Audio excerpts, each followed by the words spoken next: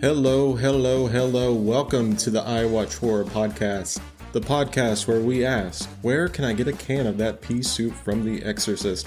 As always, I am your host, Matt, and this is going to be a great show. We have a lot to go over this week. We have news coming out of the San Diego Comic-Con. Together opens in theaters. I give my thoughts on the new I Know What You Did Last Summer, and we'll close with the controversial top 5. The top 5 remakes that are better than the original. Before we get started, I wanted to thank everyone who listened to our first episode last week. I truly appreciate the support. I'm dedicated to making this the best possible podcast that I can. If there is anything that you would like for me to cover, or if you have ideas for the podcast, please let me know in the comments or on social media. Alright, on to the news.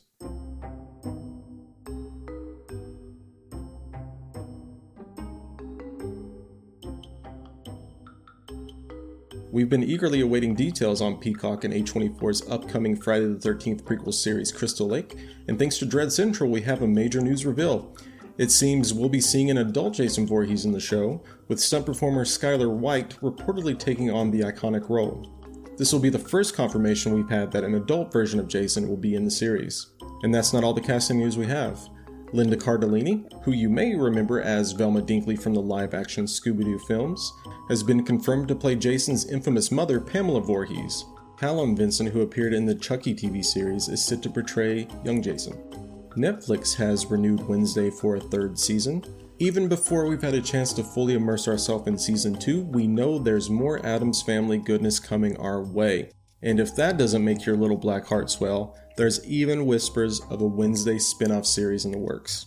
Wednesday made a monstrous splash when it debuted back in 2022, quickly becoming Netflix's most watched English language series of all time. So get ready for more gloom, doom, and delightfully dark adventures.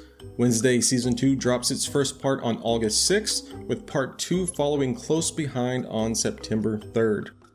Speaking of projects touched by the wonderfully twisted mind of Tim Burton, will there be a third Beetlejuice film?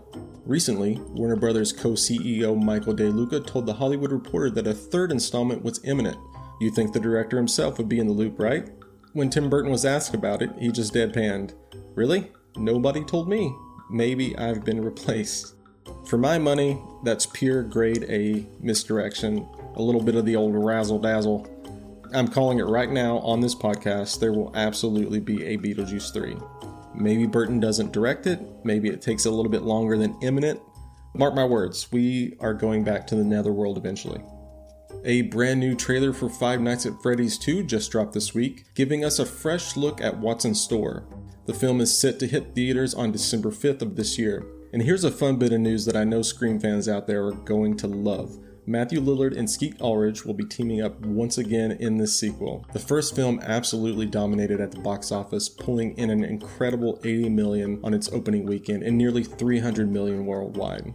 Some exciting news from the San Diego Comic-Con. Shudder has just announced they are officially creating a film adaptation of the incredibly unnerving horror video game The Mortuary Assistant. For those unfamiliar, this absolute gem comes from Dread XP, the sister company of the fantastic Dread Central, so you know it's got some serious horror pedigree behind it. And we won't have to wait too long to see this film, as it's slated for release in 2026. Now, for a little taste of what this game and presumably the film is all about, the synopsis reads: newly certified mortician Rebecca Owens, who takes a job at the Riverfield Mortuary and is tasked with embalming bodies alone on the night shift. But something sinister lurks beneath the surface. She must navigate demonic rituals, unravel the secrets of her enigmatic mentor, and confront her own buried traumas to survive the night and prevent her body from becoming a vessel for possession. Speaking of big announcements coming out of the San Diego Comic-Con this week, we've got some news for all of you Walking Dead faithful out there. It was revealed that The Walking Dead Daryl Dixon has been renewed for its 4th and final season. That means Daryl's European adventure is reaching its conclusion. Production for the final 8 episodes will begin this month. The synopsis for The Walking Dead Daryl Dixon reads: Daryl Dixon ends up in France, overrun by walkers. He meets new survivors and gets in trouble trying to escape from this devastated country to come back and reunite with his group in America. Carol will look for him in France. Will they be able to find a way to come back? And that's it for the news. I'll have links to all of my sources included in the show notes. Now, let's move on to a new segment I like to call, What Have I Watched Recently?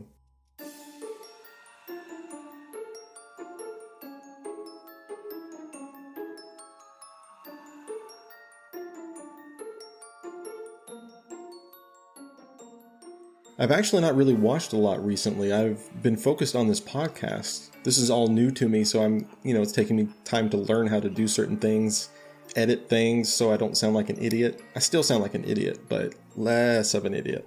So yeah, I've not really watched a lot recently. The only film I've watched in the past week is the new I Know What You Did Last Summer sequel. I honestly went into the film a little worried.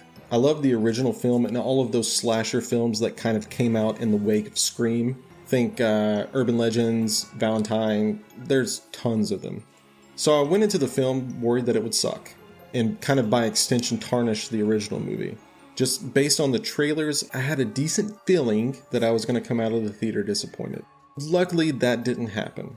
Now, would I say the new film is great? No. In fact, if you follow me on social media, you saw that I gave it 3 eyeballs out of 5. Shameless plug time. We are on Instagram, Threads, and X with the handle or username or whatever it's called, I_watch_horror. Okay, shameless plug over. I'm not going to go into spoiler territory, so I won't discuss specific plot points or anything like that. But I will say that the plot was mostly good. Again, it wasn't great, but I found the movie enjoyable, and ultimately, isn't that what it's all about? The new cast was really good. The highlight for me being Madeline Klein, who portrayed Danica Richards in the film. She was really funny. Of course, it was really awesome seeing Jennifer Love Hewitt and Freddie Prinze Jr. reprising their roles as well. On a side note, for all of those trashing Jennifer Love Hewitt's appearance, I'll just say this. You suck. She is a goddess and always will be. And also, you suck. I can definitely recommend the movie. Go see it, go check it out, it's worth a watch. It's a serviceable slasher mixed with a bit of nostalgia and a dose of humor. It was actually funnier than I expected. If you have seen the movie, I would love to know what you thought. Let me know in the comments or on social media.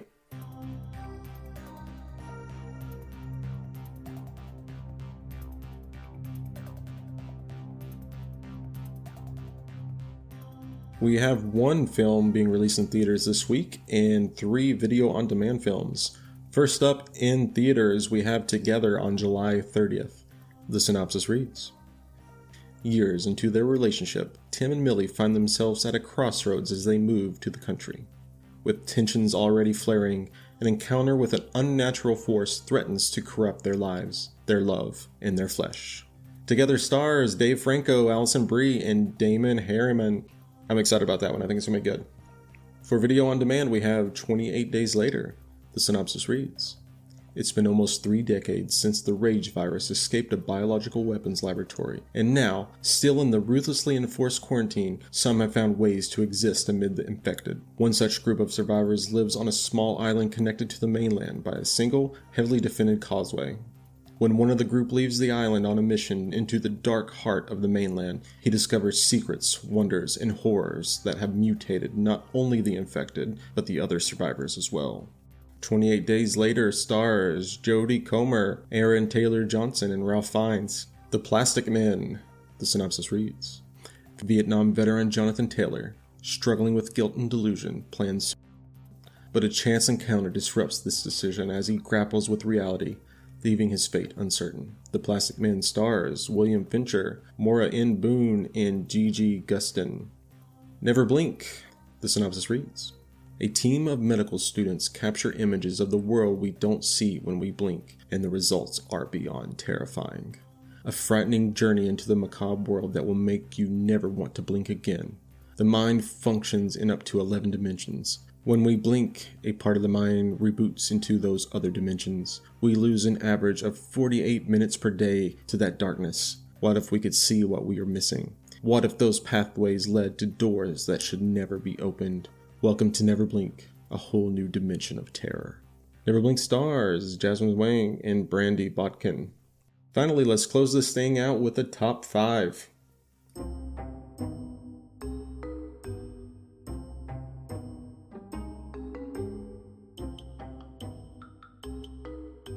Like I said at the top, this is going to be a little controversial, I think. Last week, easy peasy, top 5 favorite horror films of all time.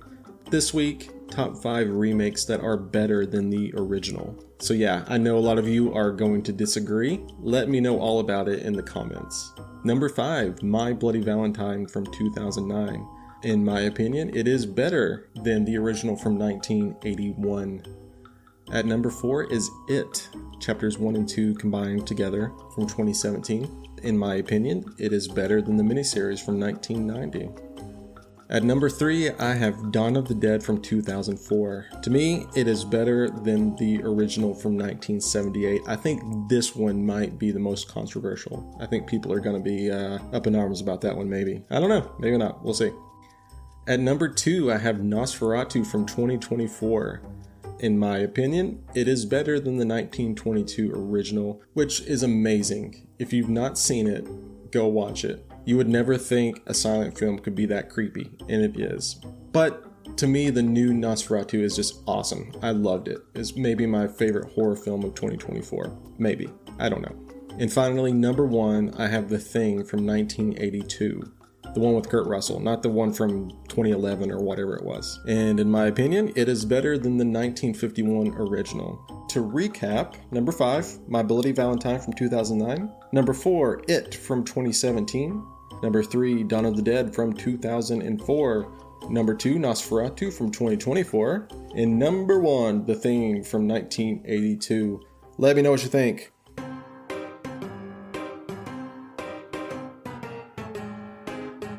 Alright, that'll do it for this week. If you've enjoyed the show, be sure to like and subscribe on whatever platform you use to listen to the podcast. I would really appreciate it. It'll only help this thing grow. If you have a horror friend or two, why not share the podcast with them? We are on Instagram, X, and Threads. The handle for those is I_watch_horror. We are also on YouTube if that's your jam. All these links will be in the show notes. I hope you all have a wonderful week. Until next time. Take care.